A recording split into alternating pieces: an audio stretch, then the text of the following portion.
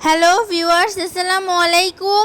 সবাই কেমন আছেন? আমরাও ভালো আছি। শবনম ডেইলি ব্লগ থেকে চলে এসেছি নতুন আরেকটি ভিডিও নিয়ে। গ্যাসের চুলায় খুব সহজে চিকেন তান্দুরি বানানোর রেসিপি। আমি চিকেনগুলোকে স্ল্যাশ স্ল্যাশ করে কেটে নিচ্ছি। এতে করে মাংসের ভিতরে মশলাগুলো ভালোভাবে প্রবেশ করবে। আমি ভালোভাবে একটি ছুরি দিয়ে কেটে নিচ্ছি। আমি একটি বাটিতে 1 কাপ পরিমাণে টক দই নিয়ে নিচ্ছি। রসুন, আদা ও জিরা বাটা দিয়ে দিচ্ছি। মরিচের গুঁড়া, তান্দুরি মশলা, লবণ, হলুদের গুঁড়া, কালো গোলমরিচের গুঁড়া, ফুড কালার, টমেটো সস ও লেবুর রস দিয়ে দিচ্ছি ও 1 কাপ সয়াবিন তেল দিয়ে দিয়েছি।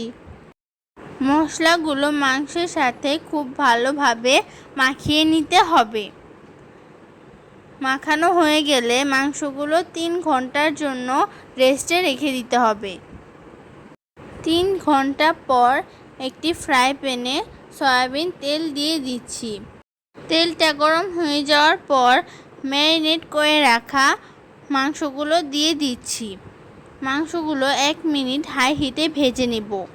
মাংসগুলো 1 মিনিট হাই হিটে ভাজার পর মিডিয়াম হিটে 7 থেকে 8 মিনিট ভেজে নিব।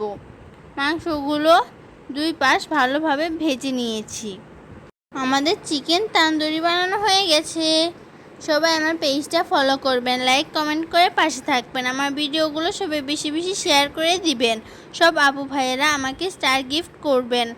সবাইকে অনেক ধন্যবাদ ভিডিওটা শেষ পর্যন্ত দেখার জন্য।